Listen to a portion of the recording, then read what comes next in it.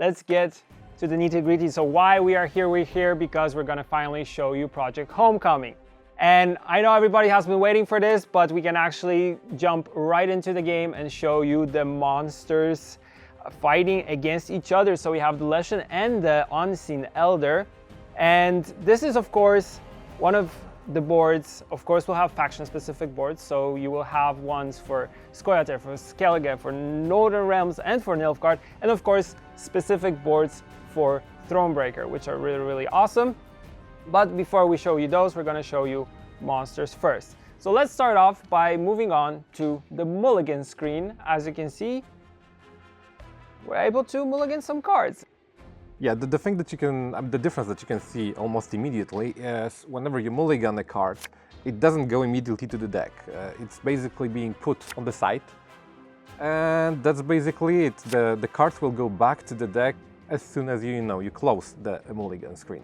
The other thing that you probably noticed is that you have much more charges of mulligans than before, because before we kept it to 3 on the first round and 1 on the second and the third one, right? Yes, exactly. And now they are actually tied to the leaders, and not only leaders. Additionally, person who goes first will get 1 additional charge of mulligan, or maybe 2. We'll see. That's still subject to change. But the mulligans are tied to the leaders, and the number of them depends on the power of their ability. Yeah, but you also have to remember that now you have a hand limit of 10 cards, right? That's also something that is there. So you need to think about how you distribute these mulligans, because you'll be drawing cards in between rounds, and I think it's 3 cards and when you move on to the second, and then the third one you also get to draw 3 cards, but only if you again, this is still subject to change, because this is what we're trying right now, and it works for us, but we'll see. Cool. Yeah, so let's stop for a minute, because let's just look at the visuals, because as we promised in the letter by Marcin Iwiński and the Gwent team, the idea was pretty much to have everything look a lot more darker, greedier, have the Witcher's 3 feel. As you can see, we have this feel over here, and I also mentioned previously on the forums that we're doing something different with leaders and changing the way they will be working. And as you can see, leaders are present on the battlefield. So we have the Unseen Elder and the Woodland Spirit, who is filling in for Dagon, which is currently gone. So as you can see, this looks just incredible. I'm really happy that we can actually show it to you. What do you think about the look overall? I mean, what do I think, or what was our goal when we were, doing it? Let's talk about both. Okay, so what do I think? I actually think it looks amazing. As you can see, the board is actually bigger because we got rid of the side preview on the right, because we don't need it anymore, as the tooltips that we introduced are more like, pop-up tooltips, like dynamic tooltips. If you hover over any card, show those and hover over the cards, and you'll be able to see that. Yeah. When you actually hover over a card, you get the preview and the tooltip for it. We'll also have a big preview, but we'll get to that later. Yeah. But let's address the elephant in the room. not visual change. The 2 rows, and how does this affect gameplay in the game? Because this is like a very, very big concern for the community. So let's talk about what 2 rows actually, what enabled it for you and your team to do. Yeah, okay, so the goal behind the 2 rows was to actually put more focus on the row identity. Because this allowed us to actually create a bit more complicated abilities without making the tooltips, obscure and crazy. Therefore, what you can expect from now on in Gwent are abilities like, let's call it the row restricted abilities, because we're not restricting you from playing the card on any row you want to, but some of the abilities will only trigger on certain rows. And you'll be able to, you'll have even cards that have different abilities on melee and on a ranged row. I know that this was requested by the community for a long time, but basically with 3 rows it was really, really hard to actually do something that will be both interesting, balanced, and on the top of that, the tooltip will be clean and will not, take, half of the screen when you're reading it. And just to jump in, I really like this idea, because there are some units, for example, when you play them on melee, for example, they hit for 4.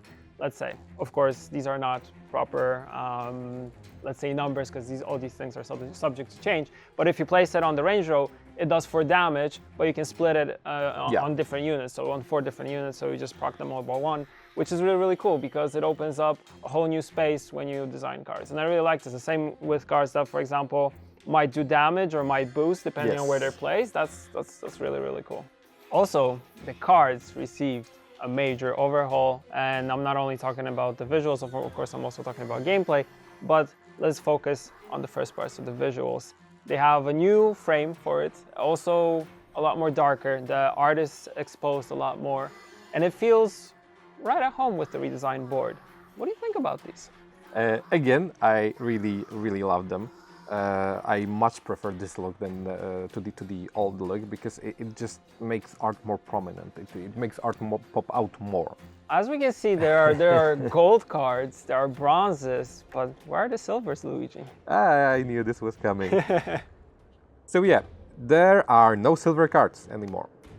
Let me tell you why, because this, can cause outrage that we're cutting and cutting. Homecoming, But, right? yeah, right, yeah, we're yeah. going back to the roots, Witcher 3. I mean, yeah, that's basically it, because we created silver cards back in the days. I think it was, early beta, like really early beta. We created them for the balancing purposes. Because, we couldn't have just golds and bronzes, because we couldn't have, anything in between. And right now, with the introduction of, of the army limit system, I think you actually already leaked. Yes, I talked that you have a restriction as to the amount of cards you can put in your deck, and decks are constructed of the 30 cards. Yeah. Yeah, so with this system, we actually don't need silvers anymore because they are exactly the same as gold cards. And again, this is coming back to The Witcher 3, where Gwent had only bronze and gold card. So maybe let's jump to the big preview of a card, and this card is actually wounded, and it has something called the base power of the card, something very requested by the community. Yeah, you were requesting that a lot in the last months, actually not only last month, last years actually. Yeah, we wanted to give it to you. Right now, if you preview the card, like if you go for the big preview, you will see the card's base power and the card's current power. Let's maybe move on to the VFX. We'll actually show one of the cards doing damage. As you can see, there's like a fireball effect moving through. And yeah, this is something cool. I know that the VFX team is working really, really hard, and they're making like really cool VFXs for the weather, because weather stays, right? Yes. So, but I just wanted to notice that with each statement, you could just sum up everything that, every visual received a major overhaul, because basically we're going yes, but now we can one. actually like show all the visuals, which is really, really cool. And I'm really, really excited for these, because you and the whole team, they kicked ass to get this done. Remember that visuals are not the only thing that is getting the overhaul, because, for instance, audio is getting it as well.